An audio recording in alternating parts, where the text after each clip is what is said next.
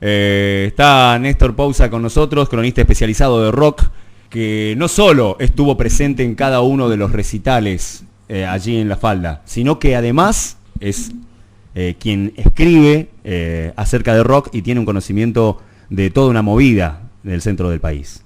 Néstor. Bueno, muchas gracias, sí.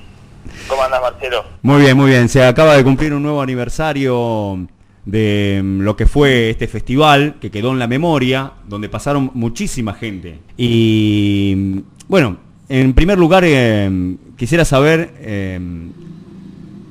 cómo fue eso de presenciar esos primeros recitales, esa movida en La Falda por aquellos años, que vos has participado como espectador en cada una de ellas.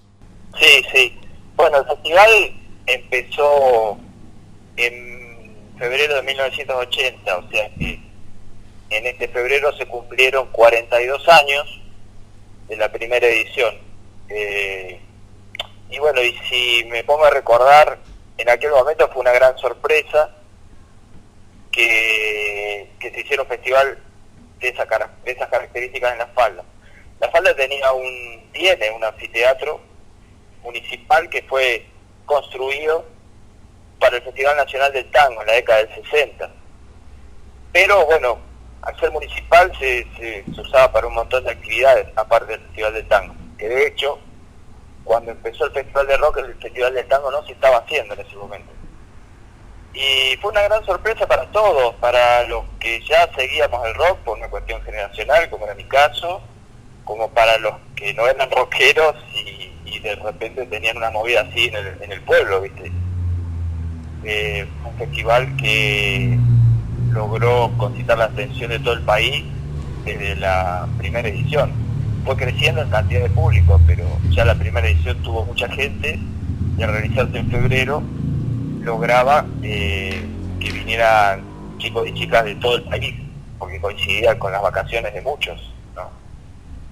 Así que fue muy sorprendente ver ese primer afiche que decía Charly García y Serú Girán, León Gieco, Box Day, Raúl Porchetto, y después otros artistas que en ese momento no eran conocidos por nosotros, como la banda Raíces, Rubén Rada, y después un montón de bandas de Córdoba, ¿no?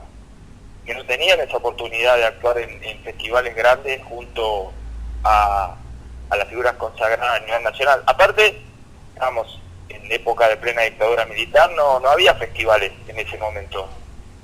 En ninguna parte del país había festivales. La Falda plantó una bandera en la década del 80, ¿no? Con el festival. Ahora, el organizador, Néstor, de esto fue Mario Luna, que tenía un antecedente en Cosquín, un tiempo antes. Sí, Mario tenía el antecedente de haber producido espectáculos en la ciudad de Córdoba, ¿no? Desde el año 73, que empieza a conectar con músicos que venían a Córdoba a tocar, y empezó a organizar ahí.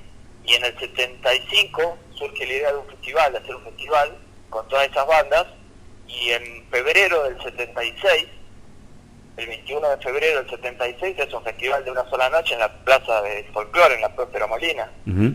Pero, bueno, fue bastante rechazada esa idea en Cosquín, porque Cosquín era eminentemente folclórica, y la Plaza del Folclore era, como viste, un santuario de folclore para los que allí vivían, y no vieron con buenos ojos que se produjera eso ahí. Y ahí vino la primera máquina de hacer pájaros, cuando todavía no estaba formada, tocó Lito Nevia, tocó Porchetto, León Gieco, y ya también empezaban a surgir bandas de Córdoba. La idea surgió de unos chicos de Cosquín, de una banda que se llamó Sidera Visus. Ellos querían hacer un festival de bandas de Córdoba, le tiraron la propuesta a Mario, y Mario redobló la apuesta y dijo, vamos a hacer un festival nacional. Y también, yo no tuve la oportunidad de estar porque ni me enteré que se hacía, o sea, no había forma de enterarse, a pesar de que estoy a 20 kilómetros, La Falda está a 20 kilómetros de Cosquín, pero no me enteré mucho tiempo después. Como le fue mal ahí en cuanto a le fue bien artísticamente, pero el pueblo de Cosquín no vio con buenos ojos este festival. Mario decidió que ahí no se podía seguir haciendo, hasta que 4 años después, un colega de Mario en la radio le dice que en La Falda hay porque había que buscar un lugar, ¿no?, para hacer una cosa así. Y este colega de Mario, que era de La Falda, le dice, mirá, en La Falda hay un anfiteatro municipal muy lindo, ideal para este festival, y yo conozco al secretario de Turismo y te lo presento a ver qué se puede hacer. Y así empieza la historia, ¿no? Con Mario Luna, con el secretario de Turismo de aquella época, que se llamaba, era un médico, el doctor Montoya, que realmente puso todo acá en La Falda. Cuando digo puso todo, había que vencer un montón de obstáculos, ¿no? Para que pudiera concretar su festival de rock aquí, en el interior del país. Sí, y Néstor, pasaron absolutamente todos por allí, no solo en la primera edición, sino a lo largo de los años. Ahora, un lugar como La Falda, que, no sé, imagino, conservador, ¿no? Por un pueblo, una ciudad muy chica. ¿Cómo fue ese contexto con la gente de ahí, más allá de lo que fue la época de la dictadura y muchísimas cosas de las autoridades que tiraban siempre para atrás? Y también, por otro lado, te llevo a qué pasaba en Buenos Aires, sucediendo algo aquí en el centro del país. ¿Qué sucedía en Buenos Aires con respecto a la prensa? ¿Cuál era la opinión, o si había apoyo o no, de un festival de esta magnitud? Bueno, como te digo, al principio fue una sorpresa un festival así de estas características. Yo creo que justamente no estaba en el radar de nadie un festival en el interior del país. Si bien La Falda es una ciudad bastante cosmopolita, no solamente por su perfil turístico, sino porque es una ciudad que se formó, con gente que vino a vivir acá. O sea, una ciudad joven dentro de todo, 120 años, pero se creó al reflejo del Hotel Edén como un lugar icónico en la ciudad, que le dio el perfil turístico desde el vamos acá. Alrededor de ese hotel se hizo, no alrededor, sino por ese hotel se fueron creando las otras cosas, ¿no es cierto? Una avenida Edén, que hoy es un centro comercial importantísimo en el Valle de Punilla, y después las distintas cosas que tienen que ver con una ciudad que en ese momento era un pueblo, pero que tenía un club, tenía una biblioteca, ya empezaba el cine, ¿entendés? Empezaba a florecer en cuestiones culturales, deportivas, de servicios, que tuvo su festival del tango como sello a partir de la década del 60, pero el rock en 1980 tenía este rock que llamamos el rock en castellano, el rock que creó Lito Nevia, Morris, Almendras, Manal, y la Negra con los Gatos, por supuesto. Tenía 15 años nada más, porque empezó más o menos en el 65, ¿no? Si tendrías que consensuar. Si bien hay antecedentes, pero esto que conocemos como rock en castellano empezó en el 65, en 1980 tenía 15 años, prácticamente era un adolescente el fenómeno del rock en castellano. Entonces, nadie se imaginaba una cosa así. Yo creo que por eso, y por no estar en el radar de nadie, pasaba un poco desapercibido hacia Buenos Aires, ¿no? Solamente los que estaban en la cuestión de la música, que animaban a venirse para acá, y el público, por supuesto, que estaba ávido de todo esto. En La Falda se dividieron las aguas, por supuesto, había gente que estaba a favor y gente que estaba muy en contra, ¿no?, de que se hiciera este festival. Yo recuerdo que con cada edición fueron 8 seguidas, en la década del 80, del 80 al 87, cada vez que terminaba una edición decía, bueno, hasta acá llegamos, me imagino que en esto no se va a hacer más. Era como el sentimiento de todos que decían, listo, se dieron el gusto a otra cosa, esto no vuelve más. Y al año siguiente volvía con más fuerza y con más público y con más bandas y bandas nuevas. Los 80 tienen esa característica que tuvo muchísimas bandas que surgieron, ¿no? Después tuvo el fenómeno de la Guerra de Malvinas, que eso ya es una charla que va por otro carril, que se produjo el fenómeno de difusión que tuvo el rock nacional en detrimento de la música en inglés, ¿no?, por una cuestión de censura y autocensura de los medios. Entonces ahí explotaron un montón de bandas que en el 80 no había nada en Buenos Aires, no había festivales. Pero después, cuando ya vino la democracia, empezaron a surgir, como por ejemplo Barrock en el 82, no siguió tampoco, pero la falda tenía la cuestión de que era como un reflejo de lo que pasaba en el país, y había algunos focos de violencia, pequeñitos, pero que dañaban un poco la fiesta, y bueno, los medios de Buenos Aires, sobre todo, remarcaban mucho ese tema de la violencia, ¿no? Cosa que en Buenos Aires también ocurría.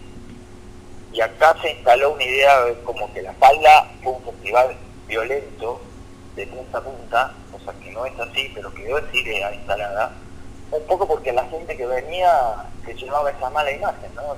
Entonces, por ejemplo, en el año 81 el que recibió todas las rechiflas y el rechazo de la gente fue Miguel Cantilo con Punch, pero sin embargo cuando Cantilo tocaba con Pedro y Pablo, no, la gente quería eso, o sea, buscaba como el rock bucólico de los dúos de la década del 70, como Pedro y Pablo, como Sui Generis, que ya no estaba, pero estaba Charlie, estaba Nito, y por ahí no le gustaba la New Wave que estaba empezando, ¿no? Acá en Argentina también. Hubo algunos episodios que realmente no fueron gratos, sobre todo para los músicos, pero se reflejaba muchísimo en los medios de Buenos Aires.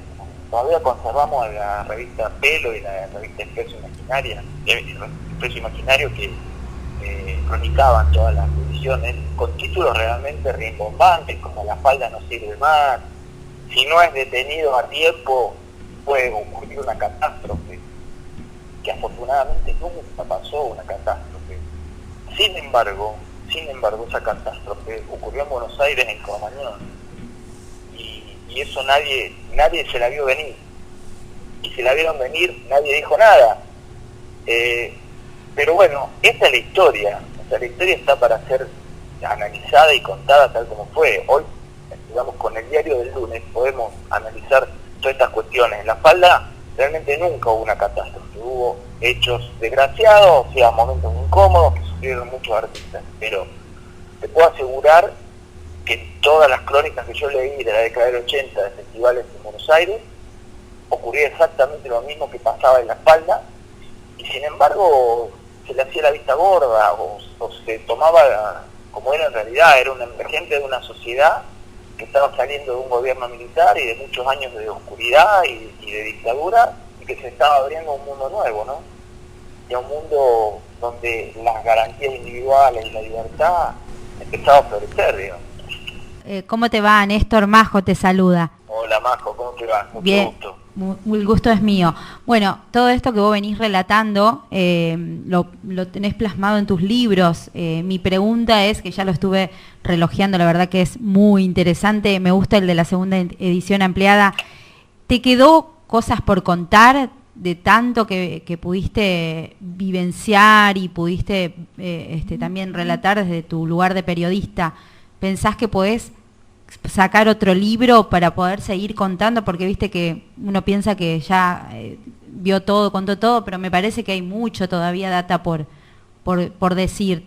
La verdad que es bueno, tus libros son impresionantes, toda la data que pasás, pero te pregunto, ¿pensás que todavía hay mucho por contar sobre el rock, específicamente de lo que fue en La falda? Bueno, se podría hacer un libro de anécdotas, supongo, ¿no? No quiero ser pretencioso. Yo al libro le puse de subtítulo Historia completa del Festival Argentino de Música Contemporánea, porque en el momento que lo edité habían sucedido 10 ediciones. Después vinieron 2 más, en el 2017 y 2018. Pero en ese momento habían sido 10 ediciones, del 80 al 87.